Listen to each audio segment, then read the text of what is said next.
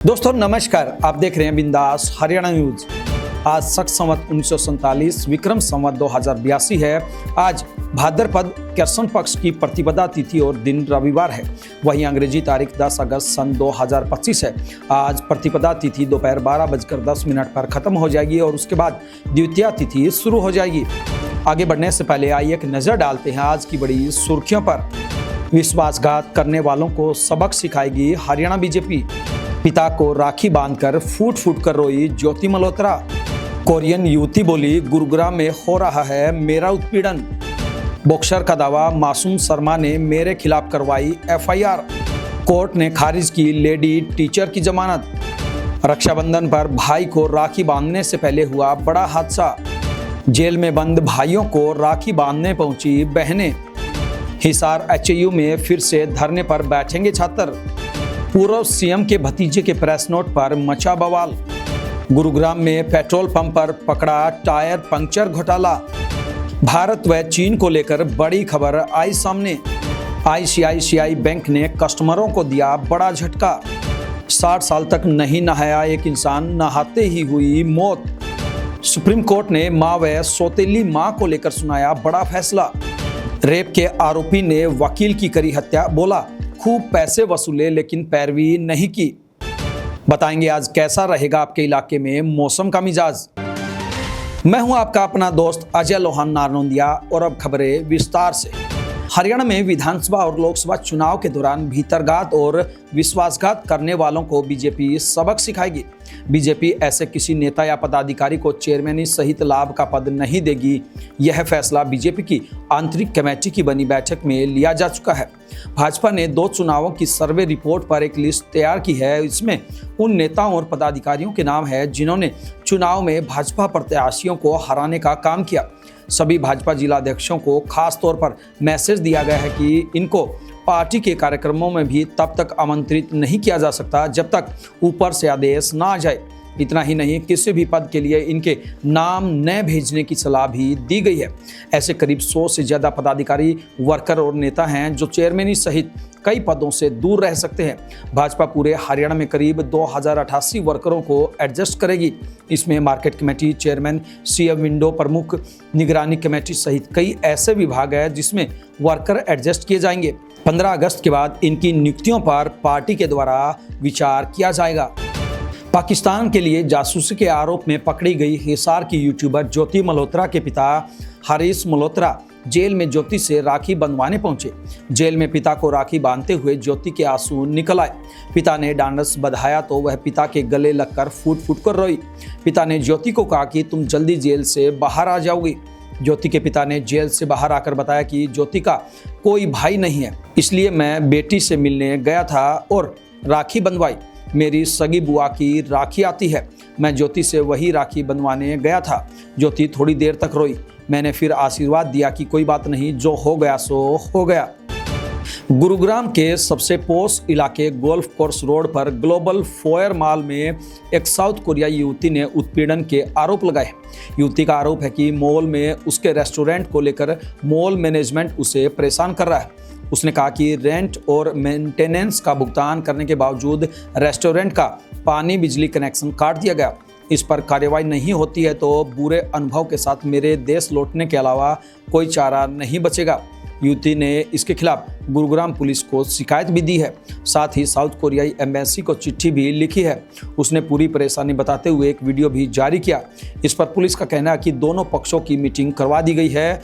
वहीं बहुत जल्द ही इनके बीच में फैसला भी हो सकता है। सोनीपत के रहने वाले दिनेश बॉक्सर ने सोशल मीडिया पर लाइव आकर दावा किया है कि सिंगर मासूम शर्मा ने उनके खिलाफ जींद में एफआईआर दर्ज करवाई है। बॉक्सर का कहना है कि सिंगर खुद ही सार्वजनिक रूप से गालियां देता है और खुद ही एफआईआर दर्ज करवाता है। उन्होंने कहा कि अगर मासूम शर्मा ने मुझे फिर से गालियां दी तो वह थाने में ही पीटेगा। बता दें कि गोहाना के आहुलाना गांव के निवासी दिनेश बॉक्सर ने मासूम शर्मा पर एक धार्मिक कार्यक्रम के दौरान बदसलूकी के आरोप लगाए थे। उन्होंने सोशल मीडिया पर एक वीडियो डालकर बताया था कि कार्यक्रम के दौरान उन्होंने वीडियो कॉल पर मासूम शर्मा से अपने भाई की बात करवानी चाही तो सिंगर ने फ़ोन झटक दिया और गाली दी। हालांकि इस मामले में मासूम शर्मा का कोई रिएक्शन नहीं आया है, लेकिन उनके भाई विकास शर्मा ने जरूर कहा है कि दिनेश नाम का व्यक्ति सोशल मीडिया पर धमकी दे रहा है। मासूम शर्मा अब आगे बढ़ रहा है तो कुछ लोगों को यह हजम नहीं हो रहा, लोगों को जलन हो रही है। ऐसे लोगों की छटनी हो रही है जो कभी साथ होते थे आज गाली दे रहे हैं। गुरुग्राम के नामी स्कूल की लेडी टीचर की जमानत याचिका रेवाड़ी की फास्ट ट्रैक कोर्ट ने खारिज कर दी है। टीचर पर रेवाड़ी के 12वीं के छात्र का यौन शोषण करने का आरोप है। उसे 21 जून 2025 को पुलिस ने गिरफ्तार किया था और कोर्ट में पेश कर जेल भेजा था। तब से लेडी टीचर जेल में है। यह फैसला 6 अगस्त को हुआ, लेकिन फैसले की कॉपी अब सामने आई है। इसमें टीचर की जमानत याचिका खारिज करते हुए कोर्ट ने टिप्पणी की है कि टीचर ने अपनी उम्र और टीचर स्टूडेंट के पवित्र रिश्ते का ध्यान नहीं रखा, इसे जमानत नहीं मिल सकती। कोर्ट ने इस तर्क को भी खारिज कर दिया कि किसिंग सीन में दोनों की सहमति दिखती है। कोर्ट ने कहा कि स्टूडेंट नाबालिग है, इसलिए ये दलील यहीं खत्म हो जाती है। वहीं टीचर के वकील ने कोर्ट में कहा कि महिला अब यौन शोषण के पीड़ित स्टूडेंट से 50 किलोमीटर दूर रहेगी, क्योंकि अब उसका परिवार रेवाड़ी से चरखी दादरी शिफ्ट हो गया है। रेवाड़ी में 9वीं मंजिल से गिरने के कारण एक महिला की जान चली गई। महिला बालकनी में कपड़े धो रही थी। अचानक पैर फिसलने के कारण हादसा हो गया। धारूहेड़ा थाना पुलिस ने शव का पोस्टमार्टम करवाकर परिजनों को सौंप दिया है। रेवाड़ी के धारूहेड़ा की विपुल गार्डन निवासी महिला प्रियंका 9वीं मंजिल पर बने अपने फ्लैट में कपड़े धो रही थी। उसका पति नरेश मोहन भी घर पर ही था। दोनों पति पत्नी घर पर रक्षाबंधन पर आने वाले भाई का इंतजार कर रहे थे। इसी दौरान कपड़े धोकर वह उठने लगी तो उसका पैर फिसल गया और नीचे गिर गई। हादसे में मौके पर ही उसकी मौत हो गई। मृतका प्रियंका हाउसवाइफ थी और उसका पति कंपनी में जॉब करता है। देश भर में रक्षाबंधन का त्यौहार धूमधाम से मनाया गया। हर साल की तरह इस साल भी हर जिला मुख्यालय पर बनी जिला कारागार में रक्षाबंधन का त्यौहार बड़े ही धूमधाम से मनाया गया। जिला कारागार में बंदियों और कैदियों ने कड़ी सुरक्षा में अपनी कलाइयों पर राखियां बंधवाई। इस दौरान सभी बहनें और जेल में बंदी भी भावुक नजर आए। दूसरी ओर बहनों को संतुष्टि भी थी कि वे अपने भाइयों को राखी तो कम से कम बांध पा रही है। भाइयों को राखी बांधने के बाद बहनों के खिले हुए चेहरे बता रहे थे कि आज उनकी खुशी का कोई ठिकाना नहीं रहा। खास बात यह रही कि मिठाई और तिलक का प्रबंध भी जिला जेल प्रशासन द्वारा ही करवाया गया। हिसार में स्थित चौधरी चरण सिंह हरियाणा कृषि विश्वविद्यालय में करीब 21 दिन चला छात्रों का धरना एक बार फिर शुरू हो सकता है। 10 जून को छात्रों पर हुए लाठीचार्ज के बाद धरना शुरू हुआ था। इसके बाद सरकार की कमेटी, जिसमें मंत्री से लेकर विधायक शामिल थे, इन्होंने वायदा किया था कि छात्रों की सभी मांगें मान ली जाएंगी, मगर छात्रों की प्रमुख मांगें 40 दिन बाद भी पूरी नहीं हुई है। सरकार ने वायदा किया था कि 20 दिन में एक जांच कमेटी बनेगी जो वीसी के खिलाफ जांच कर रिपोर्ट देगी। इस जांच में कमेटी में प्रोफेसर और छात्रों को शामिल किया जाएगा, मगर यह कमेटी आज तक नहीं बनाई गई। इसके अलावा यूनिवर्सिटी प्रशासन की ओर से 42 छात्रों पर दर्ज एफआईआर आज तक भी रद्द नहीं की गई। इस बारे में छात्र रणधीर पनिहार से मिले थे तो उन्होंने कहा कि छात्र भी यूनिवर्सिटी के खिलाफ शिकायत वापस ले लेंगे तो यूनिवर्सिटी भी शिकायत वापस ले लेंगे। ऐसे में छात्र अब खुद को ठगा महसूस कर रहे हैं। छात्रों में वायदा खिलाफी को लेकर गुस्सा है और छात्रों का कहना है कि वह 12 अगस्त को शाम 4 बजे से 6 बजे तक सांकेतिक धरना देंगे। इसके बाद भी अगर सुनवाई नहीं हुई तो छात्र फिर से धरने पर बैठ सकते हैं। फतेहाबाद में पूर्व सीएम स्वर्गीय भजनलाल के भतीजे और पूर्व विधायक दूडाराम की एक प्रेस नोट ने बीजेपी की गुटबाजी को पूरी हवा दे दी है। गुटबाजी इस कदर खुलकर सामने आ गई कि पूर्व विधायक के प्रेस नोट को पार्टी संगठन ने अनऑफिशियल करार दे दिया। जिला अध्यक्ष परवीन जोड़ा ने तो इसे अनुशासनहीनता तक बता दिया। दरअसल फतेहाबाद के जिला भाजपा कार्यालय में विभाजन विभीषिका स्मृति दिवस के अवसर पर संगोष्ठी एवं तिरंगा यात्रा को लेकर एक बैठक हुई थी। इसमें स्टार एक्स यूनिवर्सिटी के पूर्व वीसी डॉक्टर अशोक दिवाकर मुख्य वक्ता रहे। कार्यक्रम में पूर्व विधायक दूडाराम भी मौजूद रहे। कार्यक्रम खत्म होने के बाद पूर्व विधायक दूडाराम की टीम की ओर से बीजेपी न्यूज हरियाणा के नाम से बनी जीमेल आईडी से प्रेस नोट जारी किया गया। इसमें सिर्फ दूडाराम का ही नाम था, उन्हीं का संबोधन दिखाया गया। न तो मुख्य वक्ता का नाम था और न ही जिला अध्यक्ष या अन्य किसी पदाधिकारी का नाम शामिल किया गया। इससे मामला बिगड़ गया। जैसे इसकी भनक बीजेपी जिला संगठन को लगी तो उन्होंने तत्काल जिला मीडिया प्रभारी कंवल चौधरी की मेल से मीडिया कर्मियों को एक मेल भेज दी। गुरुग्राम के मनी इन्वेस्टमेंट के टिप्स देने वाले शख्स के साथ ही पेट्रोल पंप पर पंक्चर लगाने के नाम पर ठगी हो गई। ठगी भी ऐसी कि नई गाड़ी के टायर को पूरा बदलवाना ही पड़ा, जिसमें उसे 300 रुपये की जगह 8,000 रुपये चुकाने पड़े। इसके बाद वीडियो बनाकर लोगों को सचेत करना पड़ा कि कैसे इससे बचा जाए। सोशल मीडिया पर डाली गई वीडियो पोस्ट कर प्रज्ञा कपूर नाम के शख्स ने बताया कि कैसे एक साधारण टायर पंक्चर होने के बाद उसे 8,000 रुपये का नुकसान हुआ, कैसे एक पंक्चर को 4 बना दिए और कैसे एक खास औजार का इस्तेमाल कर यह स्कैम चल रहा है। पोस्ट के साथ उसने कैप्शन में लिखा, पेट्रोल पंप की टायर दुकान पर धोखाधड़ी। जी हाँ, उधर पेट्रोल पंप पर पंक्चर स्कैम का शिकार हुए शख्स के समर्थन में भी लोग आ गए हैं। सोशल मीडिया पर लोग तरह तरह के कमेंट कर बता रहे हैं कि उनके साथ भी ऐसा हो चुका है। इस तरह के लोगों पर कार्रवाई होनी चाहिए। चीन ने कहा है कि वह भारतीय प्रधानमंत्री नरेंद्र मोदी का तियानजिन में होने वाले शंघाई सहयोग संगठन SCO शिखर सम्मेलन के लिए स्वागत करता है। यह पहला मौका होगा जब पीएम मोदी गलवान घाटी में 2020 की झड़प के बाद चीन की यात्रा करेंगे। चीन से पहले पीएम मोदी 30 अगस्त को जापान पहुंचेंगे। यहां वो भारत जापान शिखर सम्मेलन में हिस्सा लेंगे। मोदी इससे पहले 2018 में वहां गए थे। बतौर प्रधानमंत्री पीएम मोदी का यह छठा चीन दौरा होगा, जो 70 सालों में किसी भी भारतीय पीएम की सबसे ज़्यादा चीन यात्रा है। चीन के विदेश मंत्रालय के प्रवक्ता लिन जियान ने एक्स पर पोस्ट कर बताया कि 31 अगस्त से 1 सितंबर तक होने वाले इस शिखर सम्मेलन में 20 से अधिक देशों के नेता और 10 अंतर्राष्ट्रीय संगठनों के प्रमुख शामिल होंगे।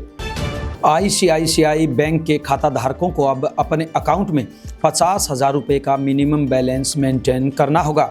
इससे कम बैलेंस होने पर ग्राहकों को पेनल्टी देनी पड़ सकती है। नया नियम 1 अगस्त 2025 के बाद खोले गए नए खातों पर लागू होगा। खाते में मिनिमम बैलेंस रखने की सीमा शहरों और गांवों के अलावा मेट्रो सिटीज़ में अलग अलग है। बैंक ने सभी में इजाफा किया है। मेट्रो और शहरी इलाकों में अब कम से कम 50,000 रुपये, सेमी अर्बन यानी कि अर्ध शहरी इलाकों में 25,000 रुपये और गांव में खुले खातों के लिए यह लिमिट अब 10,000 रुपये हो गई है।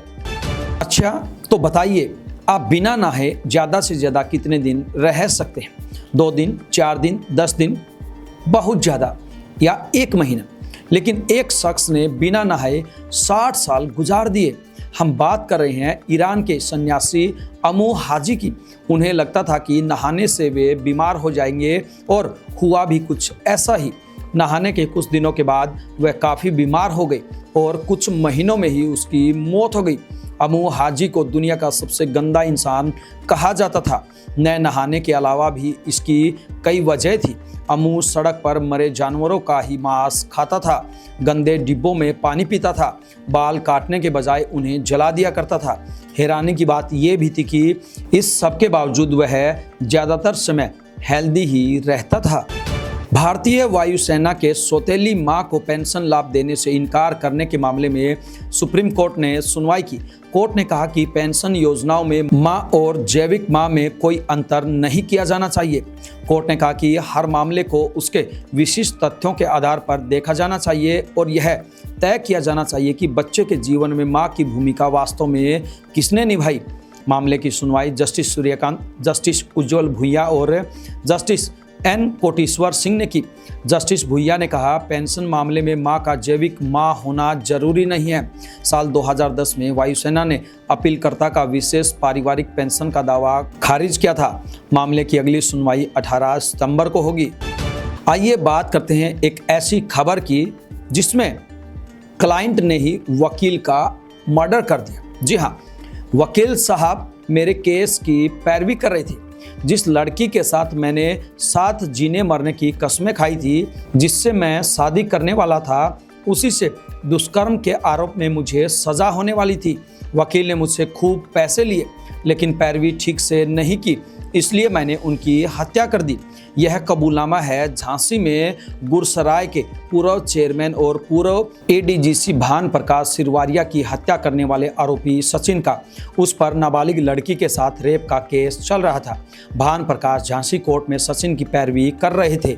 इस मामले में 19 सितंबर को आरोपी को सजा होने वाली थी। इससे नाराज होकर उसने घर में घुसकर उनकी गला घोंटकर हत्या कर दी। 5 अगस्त को उनका शव घर में मिला। पुलिस पहुंची तो घर का दरवाजा अंदर से बंद था। एसएसपी बीजीटीएस मूर्ति ने बताया, शुरुआती जांच में सामान्य मौत लग रही थी, लेकिन पोस्टमार्टम में गला घोंटने की बात सामने आई। इसके बाद जांच शुरू की गई। पड़ोसी और जान पहचान वालों से पूछताछ में पता चला कि सचिन का 2 दिन पहले उनसे झगड़ा हुआ था। उसे उठाकर पूछताछ की गई तो उसने जुर्म कबूल कर लिया। तो चलिए जानते हैं अब आपके शहर में आज कैसा रहेगा मौसम का मिजाज। हरियाणा में आज सुबह का तापमान 25 डिग्री है। हवा, नमी और अन्य मौसम की स्थितियों जैसे कारकों को ध्यान में रखते हुए तापमान 28 डिग्री जैसा महसूस हो सकता है। हरियाणा में सुबह बारिश की संभावना 0% है और हवा की गति 9 किलोमीटर प्रति घंटा रहेगी। दोपहर के समय तापमान 29 डिग्री है और यह 34 डिग्री जैसा महसूस होगा। 6 किलोमीटर प्रति घंटे की हवा की गति के साथ आर्द्रता लगभग 81% रहेगी। शाम का तापमान 31 डिग्री तक पहुंच जाएगा। हरियाणा में शाम के समय बारिश की संभावना 0% है। साथ ही हवा की गति 3 किलोमीटर प्रति घंटा रहने की संभावना है। ये थी बिंदास हरियाणा पर बड़ी खबरें। अब दीजिए आपके अपने साथी अजय लोहान नारनौंदिया को इजाजत। नमस्कार।